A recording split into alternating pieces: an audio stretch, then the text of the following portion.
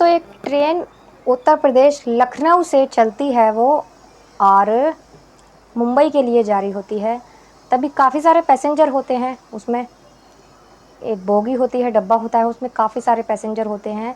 जब वो एक स्टेशन पर रुकती है, पहला ही स्टेशन होता है वो जहाँ वो रुकती है, रुकने के बाद काफ़ी सारे पैसेंजर उतरते भी हैं, काफ़ी सारे पैसेंजर चढ़ते हैं। काफ़ी सारे लोग पानी लेने के लिए भी उतरते हैं, जिन्हें कुछ खाना होता है वो खाते हैं। ऐसा करने के बाद अचानक से 8-10 लड़के होते हैं उस डब्बे में चढ़ते हैं। चढ़ने के बाद ट्रेन चलने लगती है, ट्रेन धीरे धीरे स्पीड पकड़ लेती है। अब जब वो 8-10 लड़के होते हैं तो उनके पास हथियार होते हैं, जो कि वो जब वो अपने अपने हथियार निकालते हैं तो जो वहाँ के जितने भी लोग होते हैं, जितने भी पैसेंजर होते हैं, सभी उनको देखकर डर जाते हैं। डरने के बाद वो एक एक कर पैसेंजरों से जितना भी सामान या कैश वगैरह होता है उनसे लूटने की उन्हें कोशिश करते हैं।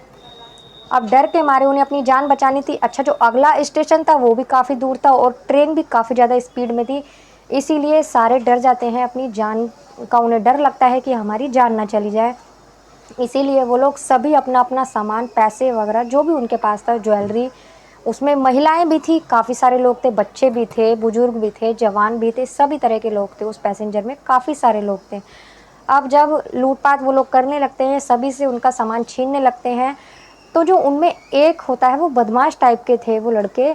उनमें से एक लड़का होता है, उसकी नज़र एक महिला पर पड़ती है जो कि नवविवाहिता थी और उसकी उम्र करीबन 20 से 22 साल की ही रही होगी। जब उसकी उस पर नज़र पड़ती है तो वो उसके पास जाता है। उसके पास जाने के बाद में उससे अश्लील हरकत करने लगता है। कभी उसकी साड़ी का पल्लू खींचता है, कभी उसके ब्लाउज छेड़ता है, कभी उसके गालों को नोचता है, ऐसी उसके संग हरकतें करने लगता है। और जब उसका पति उसका विरोध करता है, मतलब उसको बचाने की कोशिश करता है, तो वो वहाँ जितने भी गुंडे होते हैं उसके पति को बुरी तरह से बेरहमी से पीटते हैं।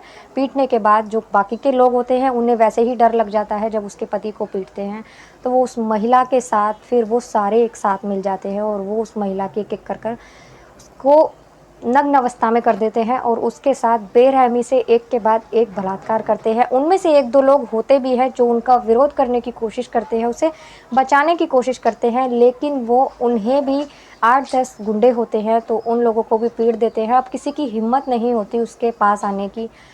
अब वो एक एक कर उस महिला के साथ बारी बारी कर रेप करते हैं।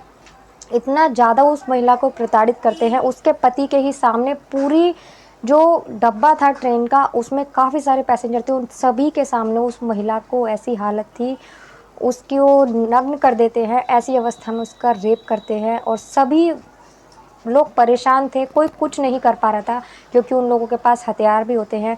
अब सभी लोग बिल्कुल डर के मारे चुप बैठे होते हैं। वो महिला बेहोश हो जाती है, उसकी इतनी बुरी हालत हो जाती है। अब सभी लोग यही सोचते हैं कि काश के स्टेशन आ जाए, ट्रेन रुक जाए तो हमें अपनी जान बच जाए हमारी और हम यहाँ से निकल जाए।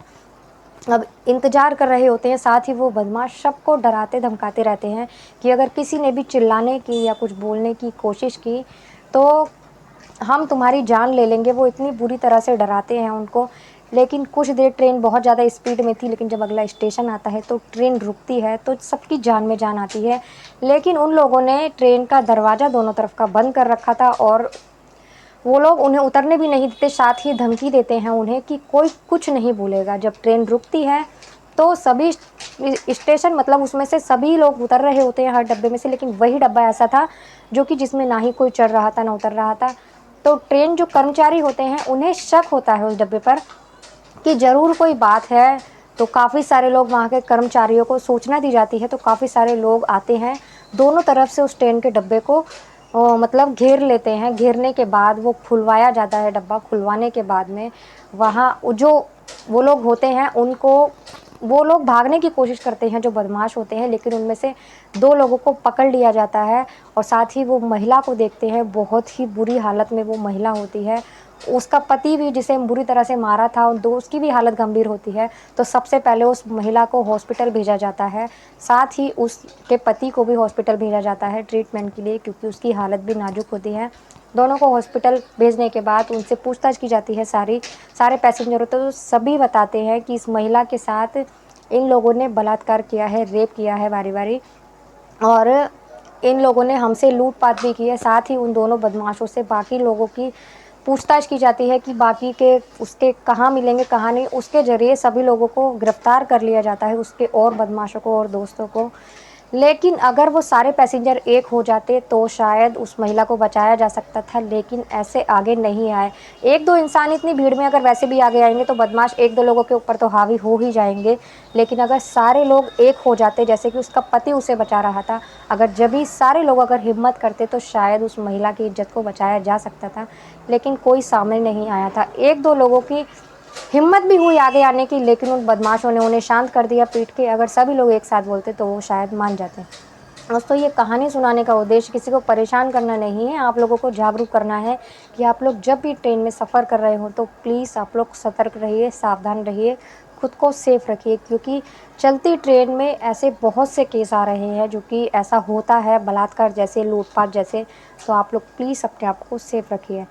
तो मैं गीता गुप्ता मिलती हूँ अगली किसी वीडियो में आपको एक नई कहानी के साथ। और आपसे एक ही रिक्वेस्ट है कि अगर आपको वीडियो अच्छी लगे तो प्लीज़ वीडियो को लाइक कर दीजिएगा, चैनल को भी सब्सक्राइब कर दीजिएगा अगर आप लोग चैनल पर नए हैं तो। चलिए मिलती हूँ अगली किसी वीडियो में एक नई कहानी के साथ। तब तक के लिए नमस्कार।